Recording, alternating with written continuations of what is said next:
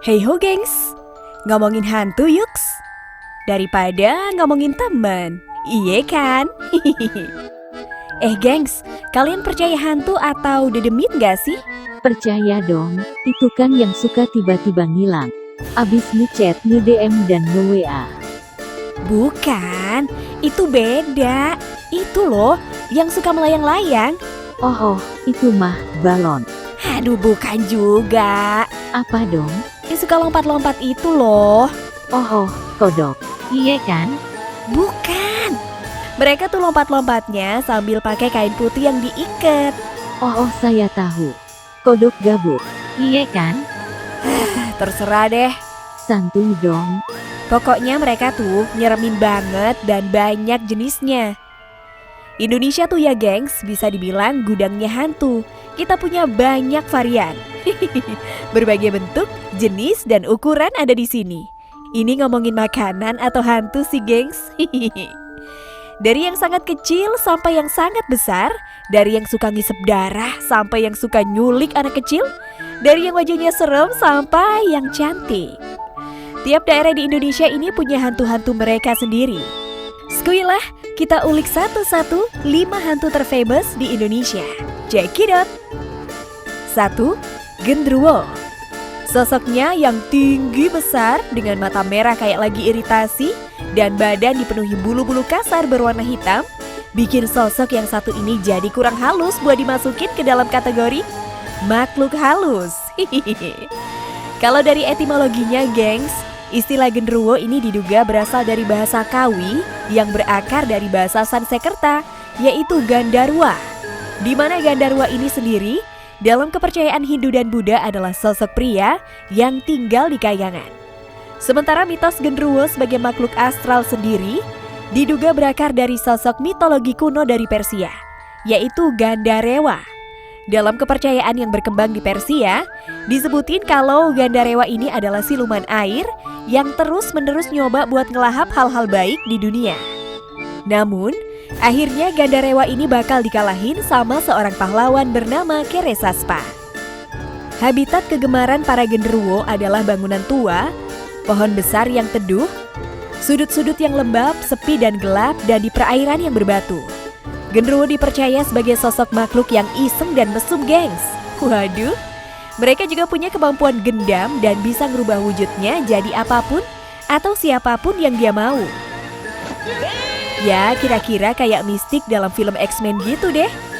Nah, kemampuan inilah yang akhirnya mereka pakai buat nyalurin hobi cabul mereka. Hadeh.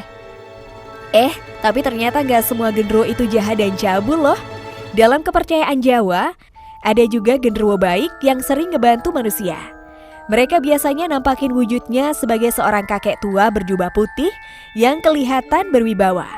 Beberapa orang percaya gengs, dengan ngundang genderuwo bisa ngedatangin nasib baik dan keberuntungan gengs. Salah satu cara buat manggil genderuwo adalah dengan membakar sate gagak. Diyakini bahwa burung gagak adalah makanan kesukaan genderuwo. Namun gak dijelasin lebih detail sih para genderuwo ini sukanya pakai saus kacang apa saus taichan. 2. Wewe Gombel. Dalam banyak literatur yang berkembang dari tutur lisan masyarakat atau folklore, diceritain gengs bahwa Wewe Gombel adalah roh wanita yang ngakhirin hidupnya sendiri setelah ngabisin suaminya terlebih dahulu. Waduh, ada masalah apa sih mbak? Jadi usut punya usut gengs. Yang bikin wanita ini tega ngabisin suaminya sendiri karena konon ceritanya si wanita ini mergokin suaminya lagi selingkuh. Dan diceritain pula bahwa suaminya selingkuh karena si wanita ini gak bisa ngasih keturunan. Nah, habis ngabisin suaminya sendiri, si wanita ini kena mental disorder yang cukup parah gengs. Badannya gak keurus, gak pernah ganti baju apalagi mandi, sampai saat terakhir dia ngakhirin hidupnya sendiri dan jadi hantu Wewe Gombel. Waduh, sedih banget ya gengs ceritanya. Dalam cerita tutur masyarakat, hantu Wewe Gombel juga diceritain suka nyulik anak kecil yang sedang bermasalah sama orang tuanya. Biasanya dia nyulik anak terus disembunyiin sampai orang tua dari si anak yang diculik ini sadar bahwa apa yang mereka lakukan pada anak mereka itu salah. Baru deh si Wewe Gombel ini ngelepasin anak yang diculiknya. Widih, Mimin nobatkan kamu sebagai hantu berhati mulia. Sesuai namanya gengs, Wewe Gombel ini konon berasal dari daerah Bukit Gombel di Semarang, Jawa Tengah. Nah, beberapa orang ini percaya kalau daerah itu emang wilayah kerajaan hantu. Ciri khas dari Wewe Gombel ini adalah bentuk buah dadanya yang besar dan menjuntai seperti buah pepaya. Kabar lain juga bilang bahwa anak-anak yang diculik oleh Wewe Gombel bakal dikasih makan kotoran manusia. Anak-anak yang diculik ini gengs konon dibawa masuk ke dunia hantu dan bakal ngalamin halusinasi. Sehingga kotoran manusia yang disuguhin oleh Wewe Gombel terlihat kayak makanan enak favorit mereka. Buat nyari anak yang diculik Wewe Gombel ini, biasanya warga desa ini bakal ngelilingin rumah, kampung, atau hutan sebanyak 7 kali sambil nabuh tampa atau nampan besar terbuat dari anyaman bambu. Ya, bisa panci dan wajan sambil bernyanyi black black ting, black black ting. Terus nyebut nama anak yang diculik, dilanjutin sama kata muncullah atau keluarlah. Dan masyarakat ini percaya gengs bahwa pas mereka nabuh tetabuhan tadi, si Wewe Gombel ini bakal joget terus lengah dan ngelepasin anak yang dia culik. Wah, kayaknya seru ya. Kalau ada di TKP, pasti Mimin ikutan joget. 3. Pocong. Sekilas bentuknya kayak guling ya gengs. Suka pakai kain putih yang diikat-ikat dan hobinya lompat-lompat. Siapa tak kenal dia? Siapa tak kenal dia? Yaps, pocong. Hantu ikonik yang Indonesia banget. Konon gengs, ada yang bilang kalau pocong ini adalah hantu dari orang yang udah meninggoy dan dikubur, tapi yang nguburin ini lupa nyopot tali kafannya. Makanya si Poci ini akhirnya gentayangan minta tolong buat nyopotin tali kafannya. Nah, si Poci ini gengs, biasanya nampakin diri di depan orang-orang yang ikut pas prosesi pemakamannya, karena merekalah yang bertanggung jawab buat ngelepasin tali kafannya. Dia bakal terus bergentayangan sampai tali kafannya dilepas. Selain itu juga, dipercaya bahwa kadang si Poci ini nampakin diri di hadapan keluarganya sendiri. Bukan buat nyopot tali kafannya gengs, tapi buat nyampein keinginan atau sesuatu yang belum tersampaikan. Aduh, kok jadi sedih ya Mimin dengernya. Dalam beberapa cerita, si Poci ini digambarin berwajah hancur, berwarna kehitaman dan dipenuhi belatung. Ludah si Poci ini sangat busuk gengs. Kalau kamu udah kena ludahnya, badan kamu ini bakalan bau busuk sampai beberapa hari. Gak bakalan luntur, mesti dicuci pakai apa aja. Waduh, lu habis makan apa sih, Cong? Dan matanya itu loh, gengs. Hati-hati, jangan tatap mata si Poci. Konon, kalau kamu natap mata pocong, badanmu bakal kaku dan gak bisa digerakin. Oh iya, satu lagi, gengs. Tentang mitos yang bilang kalau si Poci ini cuma bisa loncat-loncat lurus. Well, that's totally wrong, gengs. The facts are, mereka juga bisa terbang dan gilang loh. Hayo loh. Sekarang kita nggak bisa lagi nih pakai jurus lari zigzag pas ketemu si Poci. 4. Kuntilanak. Hantu yang satu ini digambarin berwajah cantik tapi nyeremin. Pakai long dress putih, rambut hitam panjang terurai dan suka melayang-layang atau nangkring di atas pohon sambil ketawa melengking cekikikan. Si Mbak, kayaknya bahagia banget. Kuntilanak yang dalam bahasa Melayu disebut Puntianak, yang diduga juga adalah singkatan dari perempuan mati beranak, berasal dari kota Pontianak, Kalimantan Barat. Cerita Mbak Kunti ini konon katanya mulai beredar mulai tahun 1600-an gengs.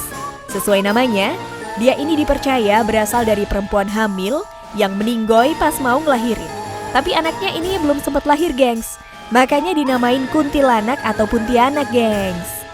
Diceritain bahwa Mbak Kunti ini suka pohon tertentu sebagai tempat nongkrong. Seperti misalnya pohon waru yang tumbuhnya agak miring. Nah, di sana biasanya Mbak Kunti suka nongkrong tuh, sambil sesekali cekikikan buat nakut-nakutin siapa aja yang lewat.